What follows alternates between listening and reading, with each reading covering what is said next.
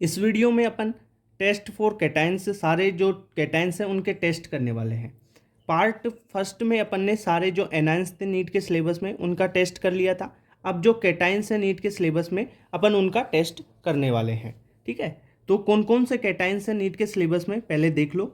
Mg2+, calcium 2+, barium 2+, और Pb2+, Fe3+, aluminium 3+, copper 2+, nickel 2+, zinc 2+, और NH4+। ठीक है, ये सारे जो कैटाइन्स हैं नीट के सिलेबस में अपन को इनके ही टेस्ट करने हैं। इनसे अलावा और कोई दूसरा कैटाइन नहीं पढ़ना है। ठीक है, अब इनको कौन कौन से ग्रुप में अरेंज किया गया है वो बता देता हूँ। देखो, ग्रुप्स में बहुत सारे कैटाइन्स होते हैं वैसे तो। ठीक है, और भी कैटाइन्स हैं इन ग्रुप्स में, पर जो नीट के सिलेबस में है उसके अकॉर्डिंग सारा तैयार किया हुआ है चीज़ ये। ठीक है, पहली बात, जो ग्रुप्स हैं वो 0 से लेकर 6 ग्रुप तक अपन बात करेंगे। ठीक है, group 0, group 1, group second A, second B, group third, fourth, fifth and sixth. जो ग्रुप 0 है उसमें आपका NH4+ कैटाइन है। ठीक है, एक ही कैटाइन है NH4+, जो आपका सिलेबस में है वो। ठीक है, ग्रुप फर्स्ट में Pb2+ है। ओनली आपके सिलेबस में जो Pb2+ है वो ग्रुप फर्स्ट का है। इसमें और भी कैटाइन्स होते हैं पर उनको नहीं पढ़ने वाले ना अपन। उनको क्यों पढ़े जब सिलेबस ही ये दे रखा है।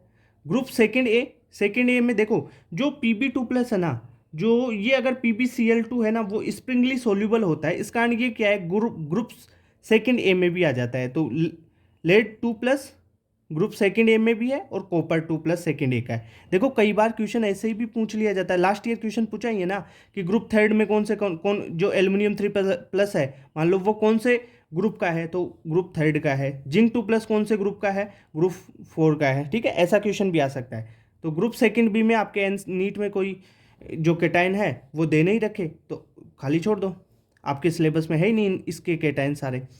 थर्ड में है एल्युमिनियम 3+, Fe3+ सिलेबस वाला। फोर्थ में है, ग्रुप फोर्थ में है निकिल 2+, जिंक 2+। फिफ्थ में है बेरियम 2+ और कैल्शियम 2+। और सिक्स्थ में है मैग्नीशियम 2+। बस ये इतना याद कर लो, रहे काम बन जाएगा बस, क्योंकि सिलेबस के अकॉर्डिंग ही रहना है। अब मैंने पहले आपको एनायंस पढ़ाए थे, एनायंस का क्लासिफिकेशन बता दिया था, फिर उनका ग्रुप रिएजेंट बताया था। ठीक है, ग्रुप रिएजेंट मतलब उनसे रिएक्शन करके क्या बन रहा है। तो देखो, 0 ग्रुप में अपन को कुछ नहीं दे रखा है नीट के सिलेबस के लिए। फर्स्ट ग्रुप में आपको पढ़ना है कि जो फर्स्ट ग्रुप है उनका रिएजेंट होता है डाइल्यूट HCl। जैसे लेड है, Pb है, वो HCl के साथ रिएक्शन करके PbCl2 बनाता है, और PbCl2 की वाइट PPT होती है। ठीक है, इनका कलर याद रखना है। PbCl2 की PPT वाइट होती है। ग्रुप सेकेंड ए का H2S है HCl की प्रेजेंस में।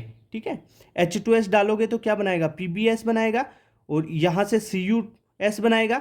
और देखो, ग्रुप सेकंड ए में ही Hg होता है, तो Hg क्या बना लेगा, HgS। बस ये एक एक्स्ट्रा बता रहा हूँ, इसका कलर याद कर लेना। देखो, PbS, Cus, HgS तीनों का कलर ब्लैक होता है। इतनी बात क्लियर हो गई। ओके, चलो अब देखते हैं, अपन आगे चलते हैं, ग्रुप थर्ड में चलते हैं। ग्रुप थर्ड में आप NH4OH मिलाओगे NH4Cl की प्रेजेंस में। ठीक है, NH4OH मिलाओगे, मेन तो NH4OH है, ये मिलाओगे तो एल्युमिनियम का हाइड्रोक्साइड बन जाएगा, आयरन का हाइड्रोक्साइड बन जाएगा। एल्युमिनियम का जो हाइड्रोक्साइड है AlOH का होल थ्राइस, ये वाइट जिलेटिनियस PPT होता है। और जो आयरन का होगा OH होल थ्राइस, वो रेड ब्राउन PPT होता है। ठीक है, कलर याद हो गया। अब देखो, ग्रुप फोर्थ में आते हैं निकिल और जिंक। H2S के साथ में रिएक्शन कराओ, प्रेजेंस क्या रहेगी, NH4Cl और NH4OS, तो ये तो रहेगा सॉल्यूशन में। तो इस जो निकिल है H2S के साथ रिएक्शन करवाओगे, क्या बनेगा, NiS। ठीक है, और जिंक क्या बना लेगा, ZnS। NiS जो है निकिल सल्फाइड, वो ब्लैक होता है, और जिंक सल्फाइड होता है वाइट। ओके, क्लियर बात। ग्रुप फिफ्थ की बात करें, Ba2+ और Ca2+, ये क्या करेंगे, NH4 होल ट्वाइस CO3 यानी अमोनियम कार्बोनेट के साथ रिएक्शन करेंगे। अमोनियम कार्बोनेट क्या बनाएगा, देखो, बेरियम कार्बोनेट और कैल्शियम कार्बोनेट, दोनों की PPT वाइट होती है। बस इतना पता होना चाहिए। पहली बात क्या याद करोगे, कौन सा ग्रुप है, 6 ग्रुप है ना, 0 से लेके 6 तक। इनमें कौन कौन से आपके कैटाइन्स आए हुए हैं।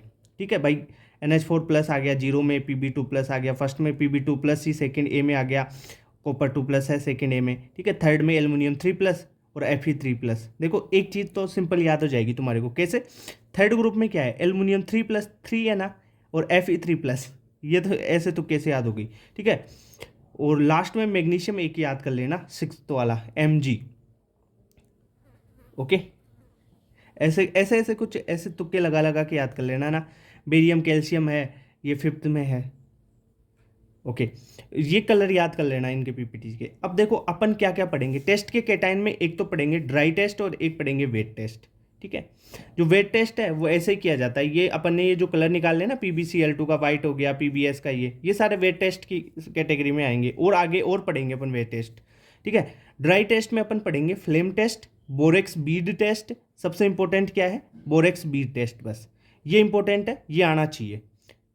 Phosphate bead test, charcoal cavity test, जो cobalt nitrate charcoal cavity test है वो भी अपन पढ़ने वाले हैं। ठीक है, तो यहाँ पर सबसे पहले फ्लेम टेस्ट की बात करें। फ्लेम टेस्ट में देखो एक चीज़ याद रखना, जो आपका एस ब्लॉक था ना पहले एनसीईआरटी में, ये सारी चीज़ें दे रखी थी एस ब्लॉक में कि उनको जलाते हैं तो क्या फ्लेम टेस्ट में क्या कलर देते हैं। और एक चीज़ और लिखी हुई थी वहाँ कि जो बेरियम और मैग्नीशियम है वो फ्लेम टेस्ट नहीं देते, BeMg फ्लेम टेस्ट नहीं देते, क्योंकि इनकी आयोनाइजेशन एनर्जी हाई होती है। ठीक है, तो वहाँ से इलेक्ट्रॉन निकालना बहुत मुश्किल होगा, इसलिए ये फ्लेम टेस्ट नहीं देंगे। चलो ठीक है, लिथियम क्रिम्सन रेड देगा, सोडियम होगा गोल्डन येलो, पोटेशियम वॉयलेट होगा, रुबिडियम होगा रेड वॉयलेट, सीजियम होगा ब्लू। आपको क्या याद रखना है? सबसे इंपॉर्टेंट है कैल्शियम का कलर ब्रिक रेड होता है और बेरियम का colour Apple red, Apple green होता है। ठीक है, स्ट्रोंशियम का क्रिम्सन रेड। कैल्शियम और बेरियम वाला तो याद होना ही चाहिए, ब्रिक रेड कैल्शियम, और BA का होता है एप्पल ग्रीन। ठीक है ठीक है। अब देखो आगे देखो, अपन सबसे पहले बोरेक्स बी टेस्ट वाले की बात कर लेते हैं। बोरेक्स बी टेस्ट में क्या बात करेंगे कि जो बोरेक्स बी टेस्ट है वो कौन से कैटायंस देंगे? जो कैटायंस ट्रांजिशन मेटल वाले होंगे ना वो ही देंगे। ठीक है, डी ब्लॉक में ट्रांजिशन मेटल होंगे वो कैटायंस बोरेक्स बी टेस्ट देते हैं। ठीक है, रिएक्शन कैसे होगी? Na2B4O7.10H2 है, गर्म करोगे Na2B4O7 यानी वाटर निकल जाएगा यहाँ से। हाई टेम्परेचर पे गर्म करोगे तो ये डिकम्पोज होगा और सोडियम मेटाबोरेट और बोरिक ऑक्साइड दे देगा आपको। जो सोडियम मेटाबोरेट और बोरिक ऑक्साइड है ये एक ट्रांसपेरेंट ग्लासी बीड बनाते हैं। ठीक है, अगर इसमें कोई सोल्ट का सैंपल डालते हो, यानी जैसे कॉपर का चाहिए अपने को बीड, ठीक है, कॉपर का टेस्ट करना है, कॉपर डाल दिया, कोबाल्ट का करना है, कोबाल्ट डाल दिया, तो आपको कलर्ड मेटाबोरेट मिल जाते हैं। ठीक है, ओके। जैसे कोबाल्ट के लिए COBO2 होल ट्वाइस, ये इसका कलर होता है ब्लू और कॉपर वाले का ग्रीन होता है। और अगर कोल्ड की बात करें तो वो कोल्ड टाइप में होता है, ठंडे में होगा वो ब्लू कलर देगा, और हॉट फ्लेम में कौन सा देगा? ग्रीन।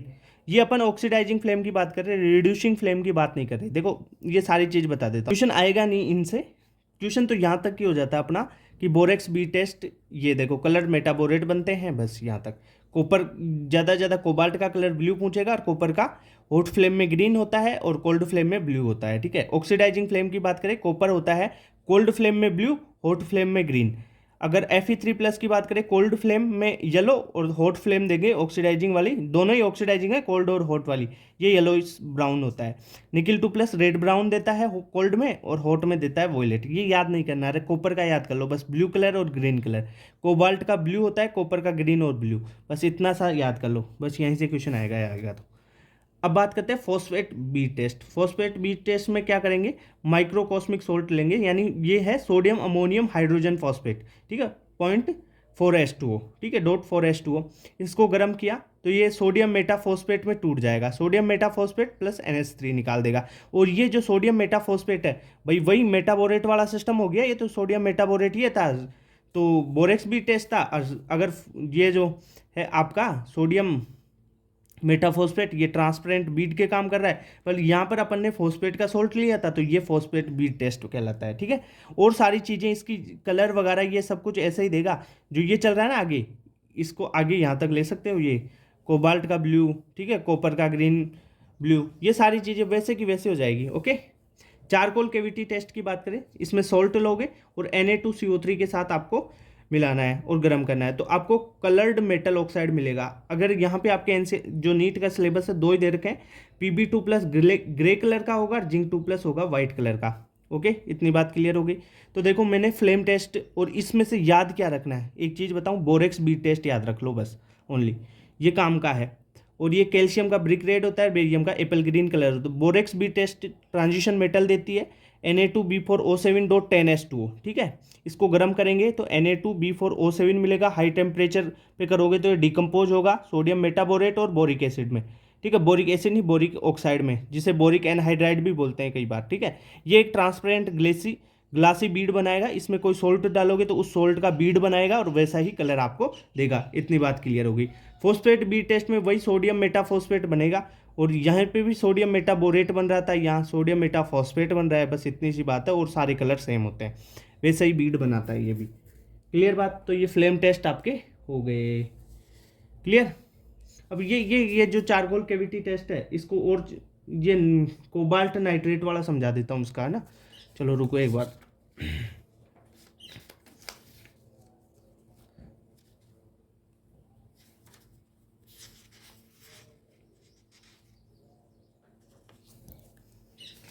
अब ये अपन ने चारकोल जो कलर्ड मेटल ऑक्साइड बनाया, अगर आपको रेसिड्यू चारकोल कैविटी में वाइट मिले तो आप क्या करोगे? If white residue obtain in charcoal cavity test, then 2 से 3 ड्रॉप आपको कोबाल्ट नाइट्रेट की मिलानी है, CONO3 होल ट्वाइस सॉल्यूशन की मिलानी है। तो क्या होगा इसमें, देखो CONO3 होल ट्वाइस में सोल्ट मिला लिया और Na2CO3 मिला लिया, तो आपको मेटल ऑक्साइड मिलेगा .C कोबाल्ट का ऑक्साइड, ठीक है। साथ में तो ये जो कलर होंगे ना, इनके आप याद कर लेना। अगर जिंक है तो ZNO.CO, ये तो कोबाल्ट है, CO तो, और ये ऑक्सीजन है, ठीक है। Al2O3 cobalt oxide, MgO cobalt oxide. तो इनके कलर देख लो, जिंक का ग्रीन आता है, एल्युमिनियम का ब्लू आता है, MgO का पिंक आता है। इतनी सिंपल सी बात है। अब देखो शुरू टेस्ट, अब शुरू कर रहे हैं अपन। पहले अपन ने क्या देखा था कि जो ये सारे कैटाइंस है नीट के सिलेबस में, क्या क्या है, ये कैटाइंस है ना सारे। अब इन कैटाइंस के अब टेस्ट शुरू हुए हैं सारे, ठीक है। अब देखो Pb2+ के लिए आपको टेस्ट की बात करते हैं। आपने जो सॉल्यूशन है वो लिया, उसमें Pb2+ है, डाइल्यूट HCl के साथ रिएक्शन करेगा तो क्या बनाएगा? अरे ये Pb है, ये Ag नहीं है, Pb लिख लो यहाँ पे, PbCl2, ठीक है। और PbCl2 का कौन सा पीपीटी होता है? ये Ag नहीं है, Ag का नहीं कर रहे अपन। PbCl2 का कौन सा पीपीटी होगा? वाइट पीपीटी होता है, ठीक है। और हॉट H2O में डालेंगे तो ये सोल्यूबल हो जाता है, ठीक है। Pb2+ की सारी रिएक्शंस देखो एक साथ ही बता देता हूँ मैं आपको।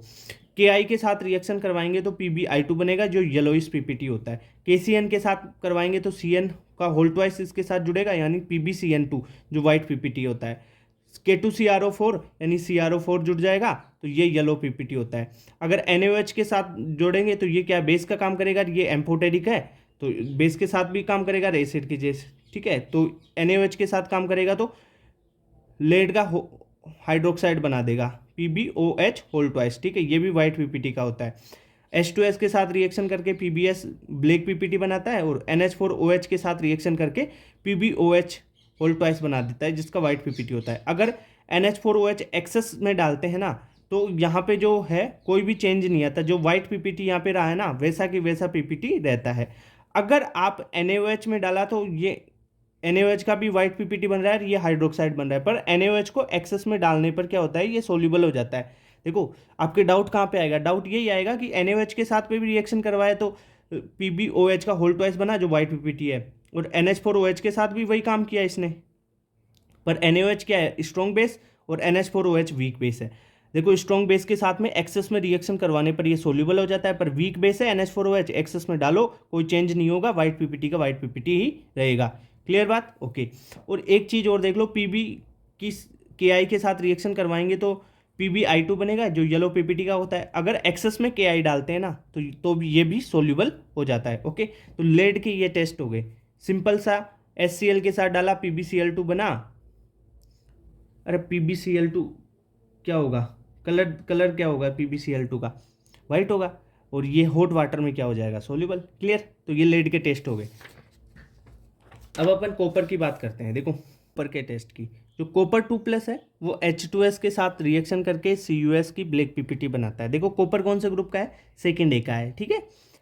तो सेकेंड ए में क्या क्या बताया था? PbS, CuS, HgS, ये ब्लैक पीपीटी होती है ना, तो CuS ब्लैक पीपीटी बनाता है। अगर कॉपर 2+ की रिएक्शन HNO3 के साथ करवाएं तो CuNO3 बनता है, साथ में NO बन जाएगा, ओके, और वाटर तो रहेगा ही। अब देखो, अगर ये रिएक्शन HNO3 के साथ हुई है ऐसे, तो ये कंपाउंड बन गए। अगर इस में अपन सल्फर डाल दें और लॉन्ग टाइम तक छोड़ दें, ठीक है, या अपन जो ये कॉपर 2+ की रिएक्शन CuS के साथ हुई है ना, यहाँ पर H2S के साथ हुई है, यहाँ से सल्फर का जो फिल्ट्रेट है वो इसमें डाल दें और लॉन्ग टाइम तक छोड़ दें, तो CuSO4 बन जाता है, कॉपर सल्फेट बन जाता है। इस कॉपर सल्फेट का सॉल्यूशन होता है ब्लू सॉल्यूशन, ठीक है। इस कॉपर सल्फेट का कौन सा सॉल्यूशन होता है? Blue solution. अगर इसमें NH4OH मिला दे तो क्या बन जाएगा? कॉपर का जो हाइड्रोक्साइड है वो बन जाएगा .CuSO4, ठीक है। ये ब्लू PPT होता है और ये CuSO4 ब्लू सॉल्यूशन होता है, ठीक है। अगर इसमें एक्सेस NH4OH मिलाते हैं तो डीप ब्लू कलर का एक कंपाउंड मिलता है। आपके कोऑर्डिनेशन कंपाउंड की जो NCERT है उसमें दे रखा है CuNH3 का, CuNH3 CuNH3 का होल 4 SO4, ठीक है। ये डीप ब्लू कलर का सॉल्यूशन होता है और ये DsP2 इसका हाइब्रिडाइजेशन होता है, ठीक है। इनर ऑर्बिटल कॉम्प्लेक्स है ये, ठीक है। ये NCERT दे रखा है कोऑर्डिनेशन कंपाउंड की NCERT में, तो ये आपको ध्यान रखना है। ओके, आगे कॉपर 2+ की रिएक्शन I- के साथ करवाते हैं। I- क्या करता है? रिड्यूसिंग एजेंट है, तो Cu2I2 में कन्वर्ट कर देता है और Cu2I2 की PPT होती है वाइट, ठीक है।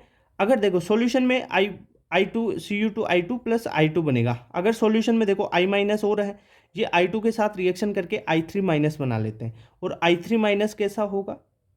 ब्राउन कलर का होता है। अगर इन इन दोनों को एक ही टेस्ट ट्यूब में रख लो तो white plus brown brown colour ही देगा।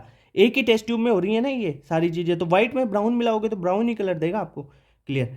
कॉपर 2+ की रिएक्शन KCN के साथ करवाते हैं तो CuCN2 बनता है। ये येलो PPT होता है, ये अनस्टेबल होगा और ये फर्दर टूट जाएगा किसमें? CuCN में। K4FeCN6 के साथ रिएक्शन करवाते हैं, NCERT की है। K4FeCN6 के साथ रिएक्शन करवाओ तो Cu2FeCN का होल 6 बन जाता है और ये चॉकलेट ब्राउन PPT होती है। इंपॉर्टेंट है, क्वेश्चन यहाँ से आ सकता है, ठीक है।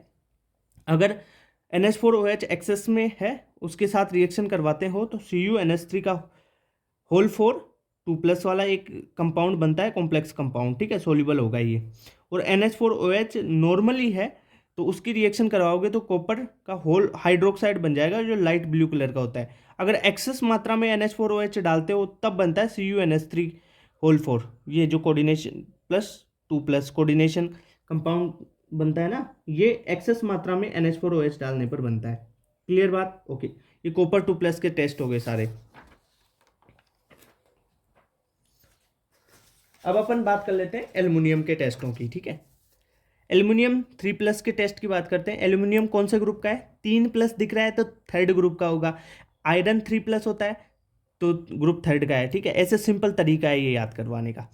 एल्युमिनियम 3+ की रिएक्शन NaOH के साथ करवाओगे तो एल्युमिनियम का हाइड्रोक्साइड बनेगा जो वाइट जिलेटिनस PPT होता है। एक्सेस NaOH डालोगे तो ये इसमें सोल्यूबल हो जाएगा और कॉम्प्लेक्स बनाएगा NaAl होल 4 का, OH का होल 4, ठीक है, ये सोल्यूबल होता है। अगर एल्युमिनियम 3+ की आप ब्लू लिटमस सॉल्यूशन में डालोगे, ठीक है, एल्युमिनियम 3+ में, तो क्या होगा? रेड कलर देगा, पहली बात, ठीक है। अगर इसमें ड्रॉप वाइज NH4OH डालोगे तो ये lake like floating blue colour दे देगा आपको, और इसे ही आप लेक टेस्ट बोलते हैं, ठीक है। एल्युमिनियम का लेक टेस्ट यही है। एल्युमिनियम पे ब्लू लिटमस डालोगे सॉल्यूशन, भाई ब्लू लिटमस पेपर थोड़े डालोगे इसमें, सॉल्यूशन डालोगे एल्युमिनियम में तो सॉल्यूशन डाला ब्लू लिटमस सॉल्यूशन, ठीक है। सॉल्यूशन भी आते हैं, लिटमस पेपर भी आते हैं। सॉल्यूशन डाला तो रेड कलर आएगा। रेड कलर में आप ड्रॉप वाइज NH4OH डालोगे तो लेक लाइक फ्लोटिंग जो ब्लू कलर्स की फ्लोटिंग बन जाएगी इसमें, ठीक है। और यही लेक टेस्ट होता है, ध्यान रखना। लेक टेस्ट, लेक, झील, झील, झील, ब्लू झील, ओके। Fe3+ की बात करते हैं अपन।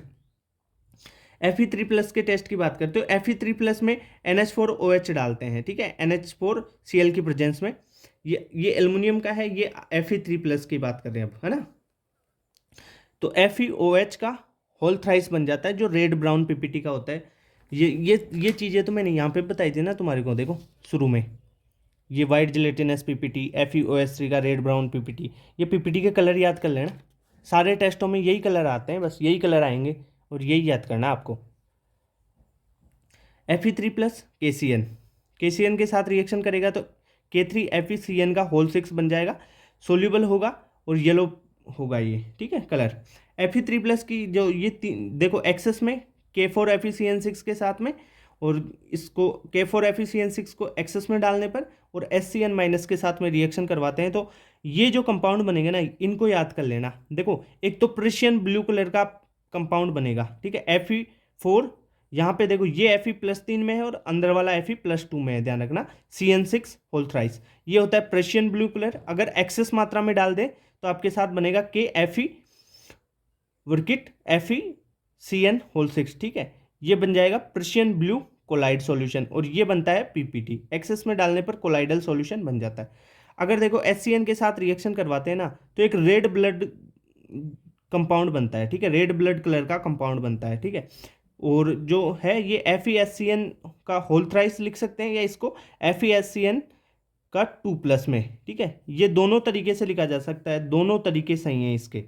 इस तरीके से भी हो सकता है, ये इस कॉम्प्लेक्स में भी हो सकता है। ये रेड ब्राउन जो ब्लड रेड कलर है ना, ब्लड रेड वैसा कलर होता है।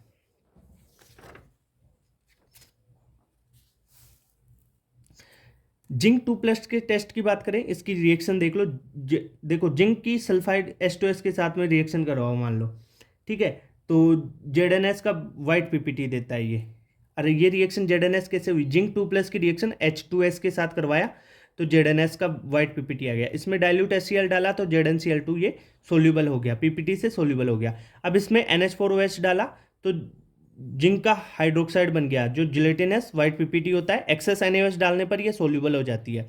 अगर K4FeCN6 के साथ में इसकी रिएक्शन करवाएं तो Zn2FeCN6 बन जाता है, जो ब्लू वाइट कलर की PPT देता है। ये ध्यान रखना, ये जिंक में 2 रिएक्शन है, सिंपल सी रिएक्शन है, याद हो गई। अगर निकिल 2+ की रिएक्शंस की बात करें तो देखो, सबसे इंपॉर्टेंट क्वेश्चन आएगा यहाँ से DMG वाला, इसके कॉम्प्लेक्स कंपाउंड से। NiS की रिएक्शन अगर मान लो HNO3 और HCl के साथ में करवाया, जो NiS है वो कैसे बना? पहली बात तो ग्रुप कौन सा है? 4th ग्रुप का है ये कंपाउंड। निकिल 2+ और Zn2+ का किस में आते हैं? 4th में आते हैं। तो इसका ग्रुप रिएजेंट क्या है? H2S। H2S के साथ रिएक्शन करवाएंगे तो NiS का ये ब्लैक PPT बनाता है, ठीक है, ओके। तो NiS के ब्लैक PPT को अगर HNO3 और HCl में डाला, यानी एक्वारेजिया में 1:3 में होता है ये, इसमें डाला तो NiCl2 का सोल्यूबल कंपाउंड मिल जाएगा आपको, ठीक है। NiCl2 यानी निकिल 2+ है, यहाँ पे निकिल 2+ में DMG डालते हैं, ठीक है, डाइमिथाइल ग्लाइकोजिम। तो ये क्या करता है, एक कोऑर्डिनेशन कंपाउंड बना लेता है, रोजी रेड या चेरी कलर का, ठीक है, चेरी रेड PPT बन जाती है, NiDMG होल ट्वाइस, ठीक है। इसकी स्ट्रक्चर से क्वेश्चन पूछा जाता है। देखो, यहाँ पर निकिल 2+ में है, DMG की स्ट्रक्चर बना लो, ये C double bond NOH, C double bond NOH और C से CH3 जुड़ा हुआ है। देखो, ये स्ट्रक्चर बना लेंगे अपन इसकी। इसमें क्वेश्चन क्या पूछा जाता है कि इसमें चिलेशन हो रहा है? हाँ, हो रहा है। कितनी रिंग्स हैं? 4 रिंग्स बनेगी, 1 2 3 4, ठीक है, 4 रिंग्स बनी है। जो निकिल है उसकी जो DMG है उसकी डेंटिसिटी पूछे। DMG क्या है? देखो, ये CH3CN ये OH या OH, ठीक है। तो इसकी डेंटिसिटी यानी एक तो 2 ही दे रहा है ना, इसकी एक की 2 ही डेंटिसिटी है।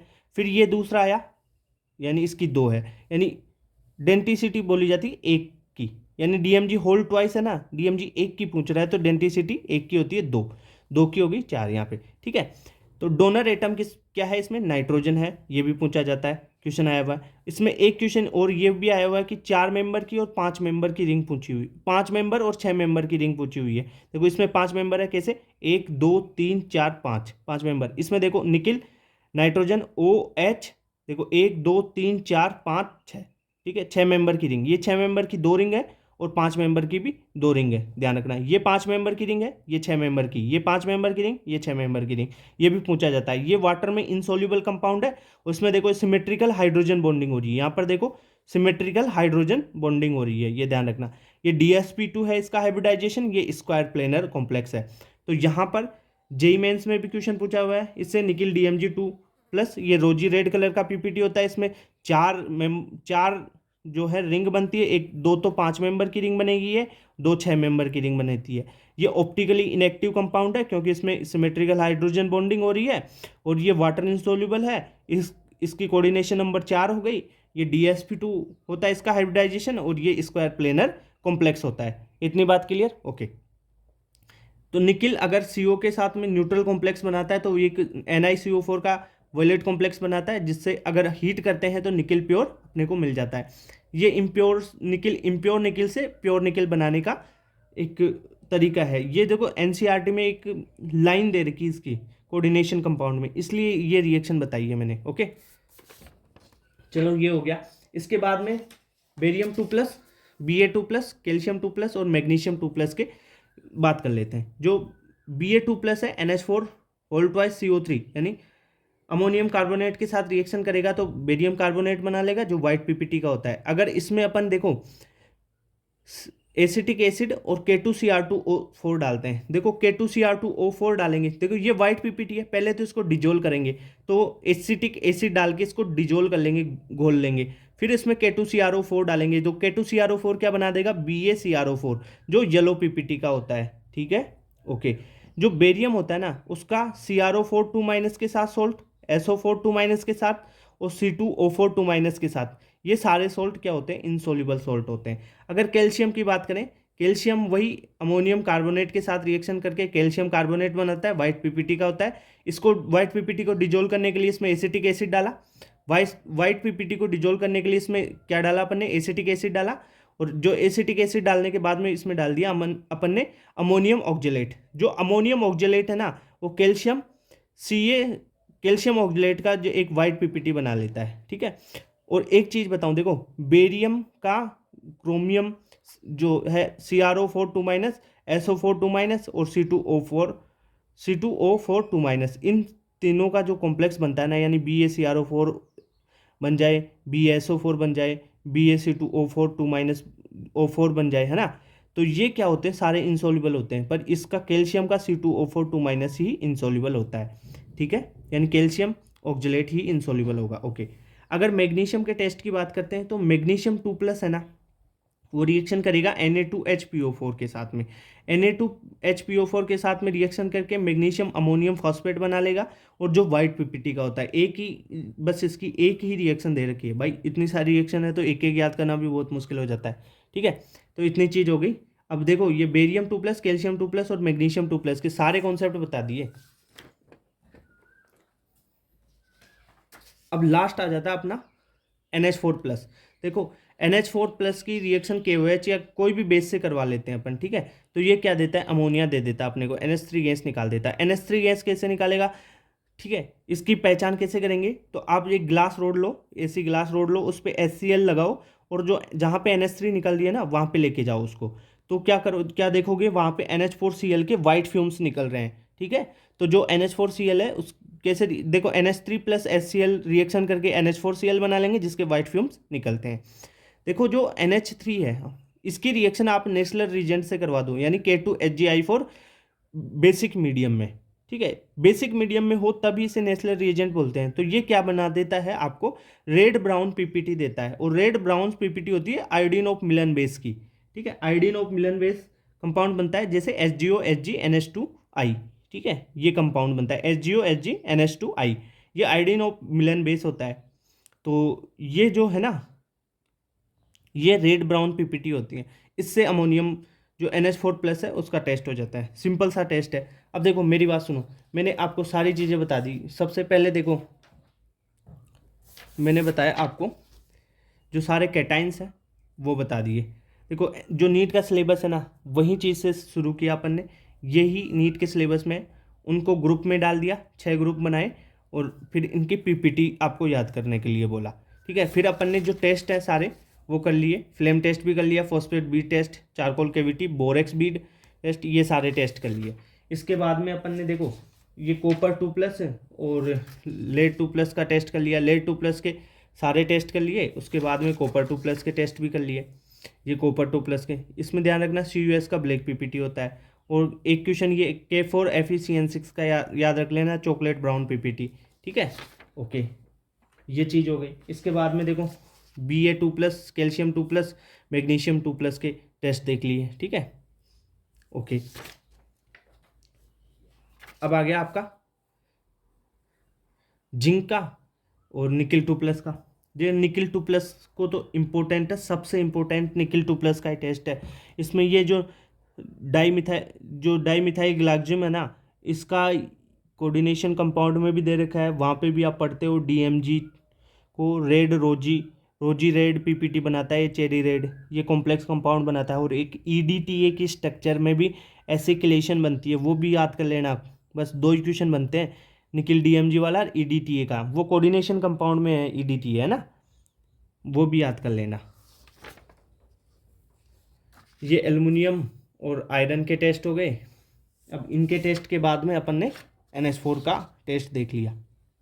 क्लियर बात? तो ये सारी चीज़ें हो गई भाई। देखो, दो पार्ट में मैंने आपको इनऑर्गेनिक केमिस्ट्री की सारी चीज़ें, ये जो सॉल्ट एनालिसिस है, पूरा करवा दिया। ठीक है, अब इससे बाहर कोई भी चीज़ नहीं बची। कॉन्सेप्ट यही है, सारे कॉन्सेप्ट यही है, सारी रिएक्शन आपको यही याद करनी है। इसके अलावा और कुछ याद करोगे फालतू में जाएगा। ठीक है, जो सिलेबस में है वो चीज़ें बता चुका। ओके, सपोर्ट करो यार। ठीक है, और क्या बोलूँ आपको।